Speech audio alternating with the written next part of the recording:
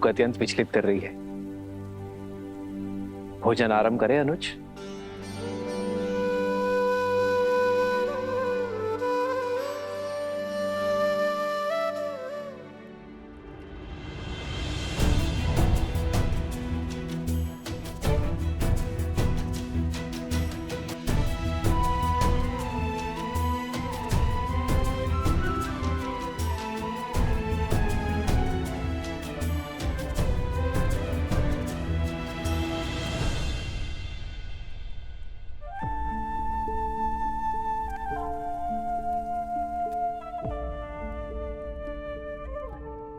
भरत, यदि मन से चिंता ना उतरे तो गले से भोजन का ग्रास भी नीचे नहीं उतरता। अपने मन को हल्का कर दो भरत, और जो सोच तुम्हें विचलित कर रही है वो मुझसे कहो। क्या कहूं भैया मैं? ये कहूं कि मैं कितना अभागा हूं, ये कहूं कि मुझे आपकी सेवा का वो अवसर कभी नहीं मिला जो सदैव लक्ष्मण को मिला। ये कहूं कि संकट में सदैव वो आपके साथ रहा, मैं नहीं। मैं तो सदैव संकट का कारक बन जाता हूं भैया। भैया, जब आपको वन में गमन करना पड़ा तो मुझे ही उसका दोषी माना गया। जब मैं आपकी चरण पादुकाएं ले आया तो संसार ने मुझ पर यह कहकर लांछन लगाया कि देखो, मैं अपने भाई की पादुकाएं इसीलिए ले आया ताकि अपने भाई को वन में नंगे पग घुमा सकूं।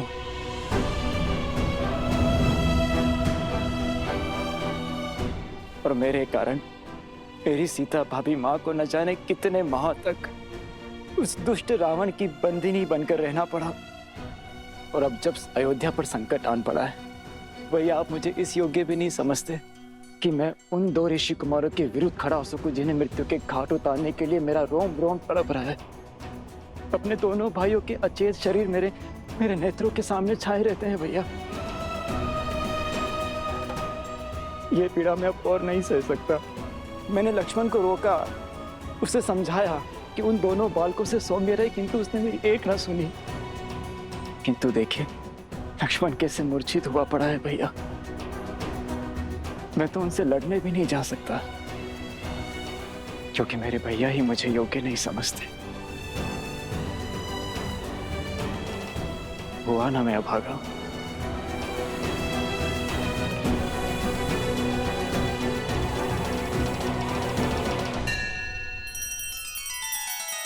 श्री रामचंद्र कृपालु भजु मन हरण भव भय दारुणम।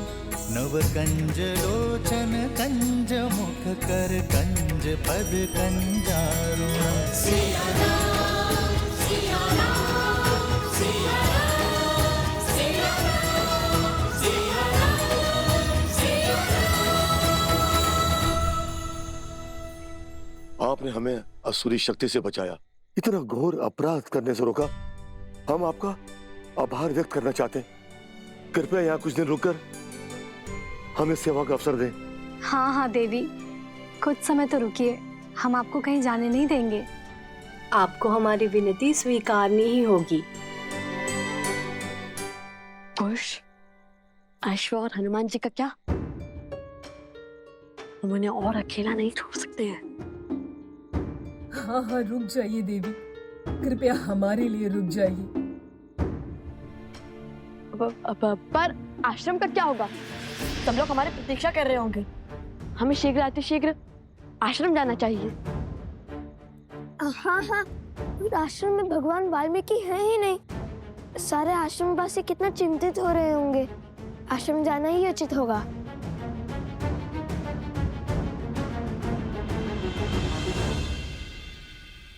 कैसे सोच लिया तुमने भरत? ये कैसे सोच लिया कि मैं अपने भरत को लक्ष्मण या शत्रुघ्न से कम योग्य मानता हूं? तुम तो सौम्यता के सूचक हो भरत, पराक्रम के पर्याय हो। मुझे सबसे अधिक प्रिय हो तुम भरत। मैंने तुम्हें जाने से इसलिए रोका क्योंकि लक्ष्मण सदा मेरे साथ रहा है भरत। मैंने उसे सदा ही घायल होते हुए, मृत्यु के मुख में जाते हुए देखा है। अत्यंत दुख हुआ मुझे, किंतु मैंने हर बार अपने आप को संभाला है भरत। इस बार पुनः लक्ष्मण घायल है और शत्रुघ्न भी। मैं इस विपदा को सह नहीं पा रहा हूं भरत। और इस बीच यदि तुम्हें कुछ हो गया मेरे भाई, तो भैया, पुण्य के प्रतीक श्री राम से पाप कैसे हो सकता है? किंतु आप स्वयं को मेरे स्थान पर रख के देखिए। स्वयं या महल में सुरक्षित रह के आपको युद्ध भूमि में जाते हुए देख, क्या मैं स्वयं से कभी दृष्टि मिला पाऊंगा? लक्ष्मण और शत्रुघ्न के नेत्रों में नेत्र डाल पाऊंगा? वेद के उपचार से वे दोनों शीघ्र ही सकुशल हो जाएंगे। किंतु क्या आप ऐसा चाहते हैं कि आपके भाई की आंखें उन दोनों के सामने सदैव झुकी रहे? जिन अयोध्या वासियों ने गंगा सी पावन मेरी सीता भाभी मां पर बिना किसी दोष इतने लांछन लगाए, क्या वे लोग मुझे क्षमा कर पाएंगे? क्या वे लोग ये नहीं कहेंगे कि देखो, दो भाई तो अपने बड़े भाई के साथ कंधे से कंधा मिला करके लड़े, किंतु भरत अपने हाथ पर हाथ रखकर बैठा रहा, वो कुछ न कर सका। मेरे 14 वर्षों की तपस्या पर कालिक लग जाएगी भैया। और भरत संसार में फिर से वही भरत बन जाएगा जो अपने भाइयों की दुर्दशा देखना चाहता है। और तब क्या कहेंगे आप भैया? क्या मेरे मान पर आप ये वार सह पाएंगे?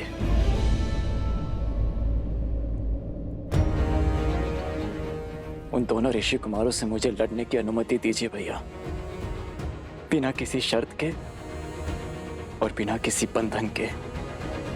अपने भाइयों पर प्रहार करने का उन्हें दंड देने दीजिए मुझे।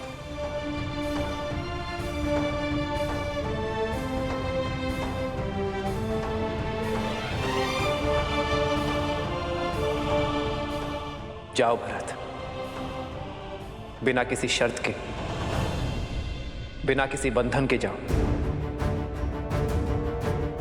और जो उचित लगे वही निर्णय लो।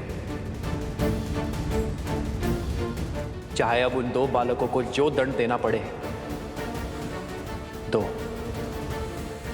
और अयोध्या का अश्वमेध यज्ञ पूर्ण करवाओ।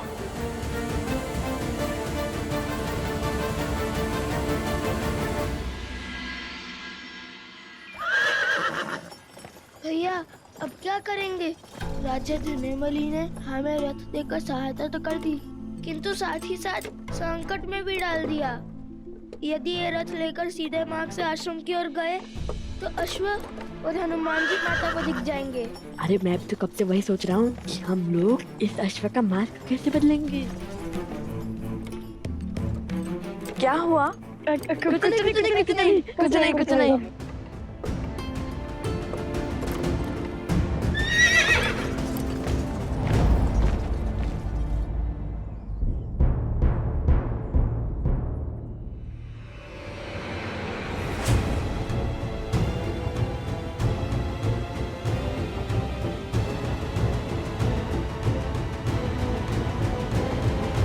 श्री रामचंद्र की, श्री रामचंद्र की, राजनुज भरत की, राजनुज भरत की।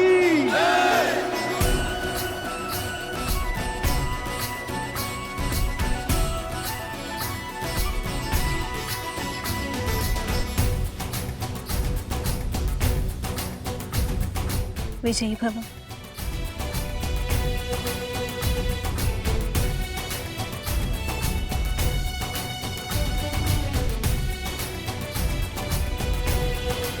कई बार सत्य हमारे नेत्रों के समक्ष होता है भरत, किंतु भावों में बहकर हम उसे देख नहीं पाते। ये भूल हम सबके साथ होती है भरत। अपने भावों पर नियंत्रण रखना भरत। शीघ्र ही लौटो। जो आज्ञा भैया।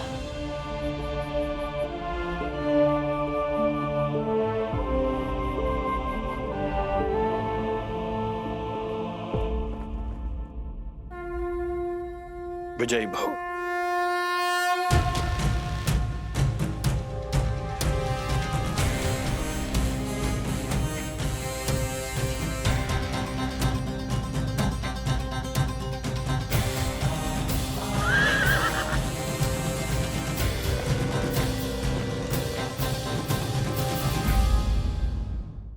हरिओम ऐप लाया है राजस्थान स्थित मेहंदीपुर बालाजी के वीआईपी दर्शन का सुनहरा अवसर। बिना लंबी कतार और पंडित जी के मार्गदर्शन में जहां मात्र दर्शन करने से मिल जाती है समस्त कष्टों से मुक्ति। अभी डाउनलोड करें हरिओम ऐप और पाएं मेहंदीपुर बालाजी का आशीर्वाद।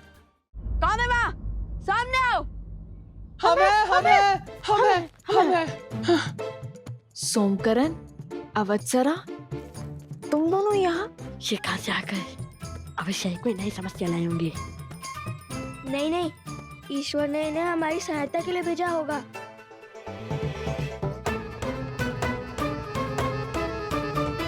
सोमकरण, अवत्सरा, क्या कर रहे हो तुम दोनों यहाँ? और ये वृक्ष कैसे गिरा? भैया, इसे काट देते हैं, इससे मार्ग अवरुद्ध हो जाएगा। नहीं, हम अपने काम को सार्थक करने के लिए प्रकृति को हानि नहीं पहुंचा सकते।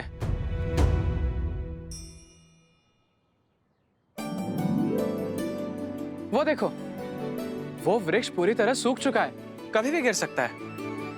आओ।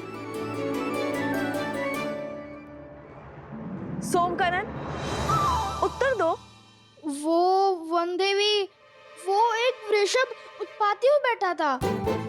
देखिए कैसा उत्पात मचाया उसने।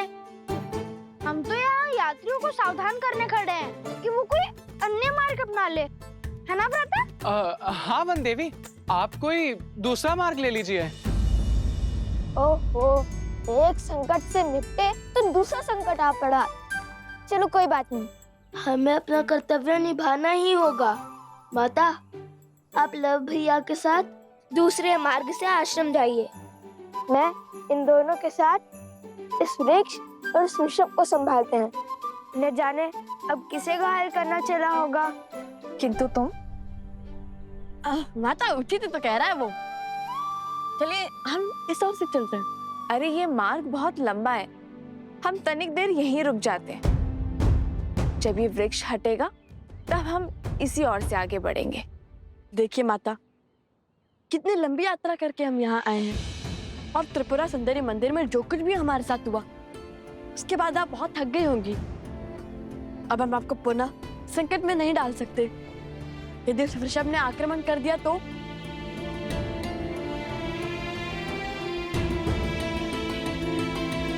ठीक है, चलो। और तुम सावधान रहना और शीघ्र ही लौट कर आना। मुझे तुम सबकी प्रतीक्षा रहेगी। निश्चिंत होकर जाइए माता, हमारे पास सोमकर्ण है ना। यदि बैल आया, बैल के आगे इसे खड़ा कर देंगे। संसार में इससे बड़ा बैल और कोई नहीं है। खुश, मित्र की रक्षा सबसे पहला दायित्व है, जानता हूँ माता। चलो साथी।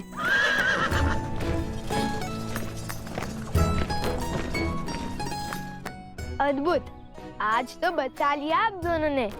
यदि रथ इस मार्ग से जाता तो अश्व और हनुमान जी दोनों माता के सामने होते और फिर उनकी डांट से तो श्री राम भी नहीं बचा पाते। संकट से बचे आए अपने गुरुपुत्र। संकट अभी शेष है कुश। वन देवी को आश्रम जाने से रोकना होगा, क्योंकि लक्ष्मण जी ने आकर सबको बता दिया है तुम दोनों ने अश्वमेध यज्ञ का अश्व पकड़ लिया है। उन दोनों बालकों ने जो किया है वो राजद्रोह है। कल सूर्यास्त तक लवकुश ने अश्वमेध यज्ञ का अश्व नहीं लौटाया तो उन दोनों के साथ जो कुछ होगा उसका उत्तरदायित्व राजा राम का कदापि नहीं होगा। हाँ, और सभी को ये भी पता है कि तुमने लक्ष्मण जी और उनके भाई को मूर्छित कर दिया है। इसी कारण गुरु माँ ने भारद्वाज ऋषि को भी बुला लिया। एक संकट से बचाकर दूसरे संकट में ढकेल दिया तुम दोनों ने। चलो शीघ्र चलो, हमें माता से पहले आश्रम पहुंचना होगा। क्या हुआ? चलो, पहले इस वृक्ष को तो हटाए। माता को तुम दोनों की सहायता का वचन दिया था मैंने, उनसे असत्य तो नहीं कह सकता मैं।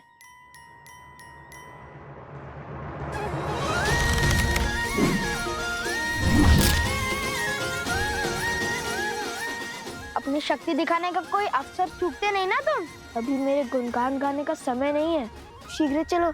लव भैया को आश्रम की स्थिति का ज्ञान नहीं है, वो तो संकट टलने के उत्साह में होंगे।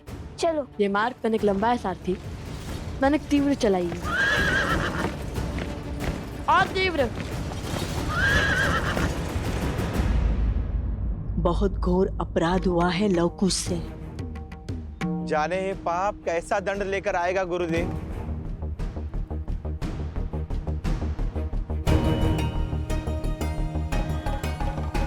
आ गए तुम।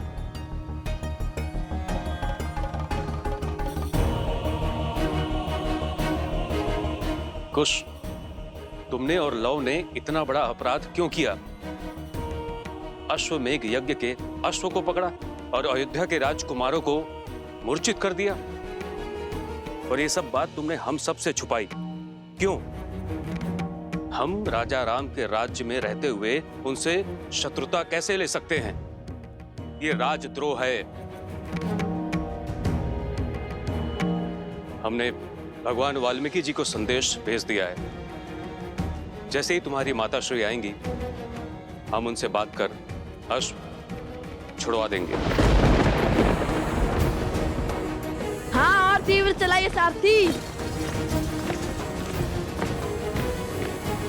हम भगवान वाल्मीकि जी के शिष्य हैं, और उन भगवान वाल्मीकि जी ने हमें सदा सत्य के मार्ग पर चलना सिखाया है, अपने कर्म को निडर होकर करना सिखाया है। अब आप भी बताइए, जिन राजा राम को हम पूछते हैं, उन्हीं राजा राम ने अपनी पत्नी के त्याग का महापाप कर दिया। जिनके लिए राजा राम ने राम सेतु बनाया, लंकापति का अंत किया, जिनके साथ की लालसा में माता सीता ने स्वयं अग्नि परीक्षा दी, उन्हीं माता सीता को स्वयं से दूर कर दिया। क्यों? ये प्रश्न हमें विचलित कर रहे थे।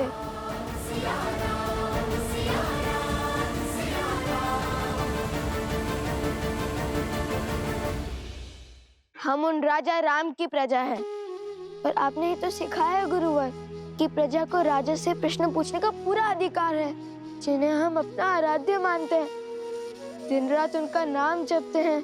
क्या उनसे मन में उमड़ रहे प्रश्नों के उत्तर पाने का अधिकार नहीं है हमें? पर प्रश्न पूछने का ये कौन सा मार्ग है कुश? हाँ, ये मार्ग तो सर्वथा अनुचित है गुरुदेव। हमारा मार्ग अनुचित हो सकता है, उद्देश्य नहीं। श्री राम और माता सीता को एक करने का प्रण लिया है हमने, और इस उद्देश्य की पूर्ति के लिए वो अश्व तो नहीं छोड़ेंगे हम। अन्याय हुआ है सीता माता के साथ, और हम उन्हें न्याय दिलवा कर ही रहेंगे। और अन्याय के विरुद्ध ध्वनि उठाना इसी आश्रम में सीखा है हमने।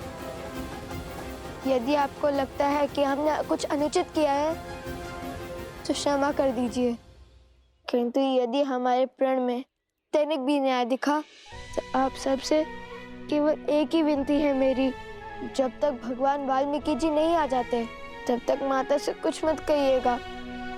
गुरुवर भी जानते हैं कि उनके लवकुश कुछ भी अनुचित नहीं कर सकते। एक बार गुरुवर आ जाए, फिर वो जो कहेंगे हम करेंगे। त्रिकालदर्शी है वो, भला उनसे क्या छुपाए।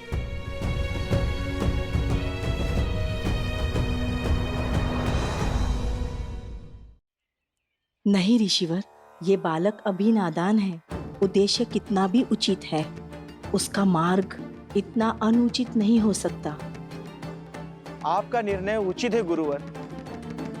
इनकी माता को सब बताकर ये अश्व तुरंत लौटा देना चाहिए, यही सर्वथा उचित होगा।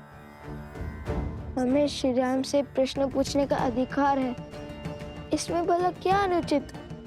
मान जाइए ना ऋषिवर, भगवान वाल्मीकि जी की आने की प्रतीक्षा कर लेते हैं। माता को कुछ मत कहिएगा ऋषिवर। कुश,